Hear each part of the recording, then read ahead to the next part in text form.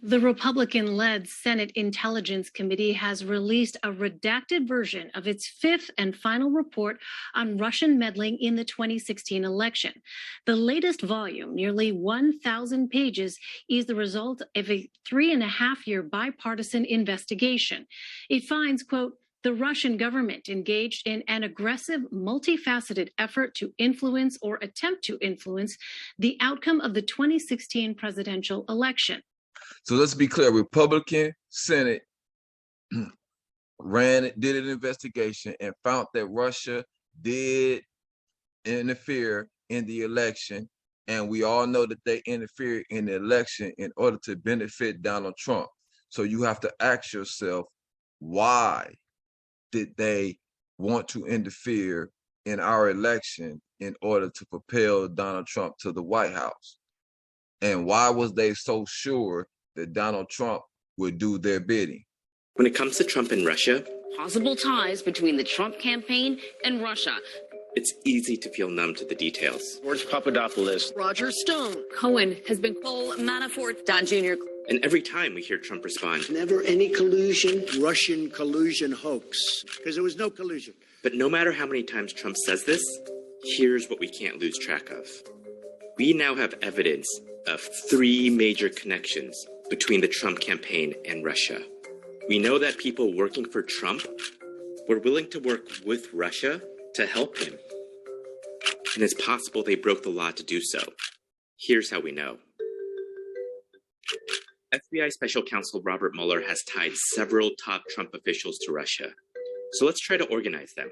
Donald Trump Jr. and Jared Kushner, Trump's son-in-law and senior advisor, attended a meeting in Trump Tower with a Russian lawyer named Natalia Veselnitskaya, who promised documents and information from the Russian government that would reveal dirt on Hillary Clinton.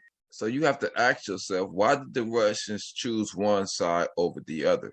Why was they so clear that the Trump policies would benefit them? So there was the Alpha Bank servers communicating with the Trump organization for some reason. What's that Russian bank got to do with anything? Then in the transition, there's Jared Kushner meeting with the head of VEB Bank for some reason. What's that Russian bank got to do with it? Then, not long after Trump got inaugurated, along comes another inexplicable, seemingly random intersection between Trump world and yet another Russian bank. The next one we learned about was, I think, the biggest Russian bank of all, a bank called Sberbank, which announced in March that they had hired new counsel to represent them in a big, complicated civil case that was filed in federal court in New York. They kind of surprised everybody. They made a lot of eyebrows arch in the legal news when they announced that they had chosen their new counsel for that long, complicated, and presumably very expensive case. And they said their new counsel was going to be Donald Trump's personal lawyer, Mark Kasowitz. While Donald Trump was president, Donald Trump and a Russian bank that had been sanctioned by the government shared legal counsel. So they was able to communicate amongst each others and maintain attorney-client privilege. This is a form of deception that it can clearly be seen. Is the Moscow deal. While Trump was complimenting Putin on the campaign trail, If our country got along with Russia, that would be a great thing. What, he called me a genius? I'm going to disavow it? Are you crazy? And I hope he likes me. Trump was also negotiating a real estate deal in Moscow. And the person who negotiated the deal for him was his personal lawyer, Michael Cohen. But here is the important detail. Cohen needed someone to grease the wheels. So he emailed Putin's press secretary, Dmitry Peskov. The deal didn't end up going through, but if it had, it would have made Trump a lot of money, which is why Cohen kept Trump updated on these negotiations. But now, Cohen is going to prison for, among other things, lying to Congress about Russia. There's another one called VTB Bank. It is a very large Russian bank. It's not as big as Sberbank, but it's really big. VTB Bank is sanctioned by the U.S. government because of Russia invading Crimea. This bank got sanctioned by the U.S. government as punishment for Crimea because this bank is seen as the Russian government. It's an arm of the Russian government, and that's how the U.S. government views them.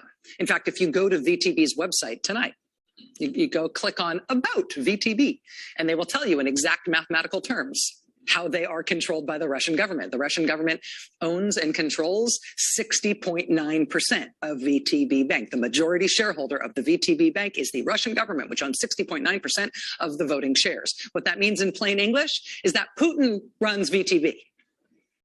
Putin controls the bank and what it does and what it spends on. And today, we learned that up until last year,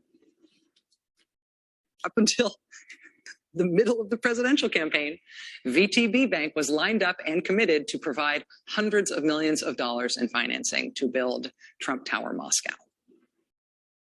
The Russian government was going to do that deal. Actually, even without the knowledge that the financing for this deal was going to come from the Russian government, it's still a heck of a bombshell. Right? This is not some old deal that happened back in the past that people might have forgotten about. This is not something Trump worked on in the 90s and it fell apart. This was what he was working on during the campaign, after he announced that he was running for president, months into his presidential campaign. When he was full on running for president, he was trying to do this deal with the Russian government in Moscow. Quoting from Carol Lenig's story on this in the Washington Post, quote, "As the talks to build Trump Tower Moscow progressed, Trump voiced numerous supportive comments about Vladimir Putin on the campaign trail, setting himself apart from his Republican rivals for the nomination." President Trump, please, you first. Just now, President Putin denied having anything to do with the election interference in 2016. Every U.S. intelligence agency has concluded that Russia did. My first question for you, sir, is who do you believe? My second question is, would you now, with the whole world watching, tell President Putin, would you denounce what happened in 2016, and would you warn him to never do it again? All I can do is ask the question. My people came to me, Dan Coates came to me, and some others. They said they think it's Russia. I have President Putin. He just said it's not Russia. I will say this. I don't see any reason why it would be. Trump is the Manchurian candidate. Let's be clear about this. Make no doubt about it. He was placed in power by the Russians. This video shows the evidence of why, the evidence that shows he was financially obligated to the Russians. His actions showed that he was submissive to Putin. And I point this out not because I'm concerned about the Ukrainian war. I am opposed to war. But you see how the Ukrainians, even in the midst of war, are treating Black people. But I point this out because this is why I say Black people need to have a complete mental, spiritual separation from Europeans. We have to go back to our original spiritual beliefs, which is, as far as I can date back, is the 42 laws of Ma'at, created dynasties that lasted over 6,000 years. No other spiritual belief system has had a dynasty that has lasted a fraction of that time that African civilizations have lasted in peace when they had collectively followed the 42 laws of Ma'at.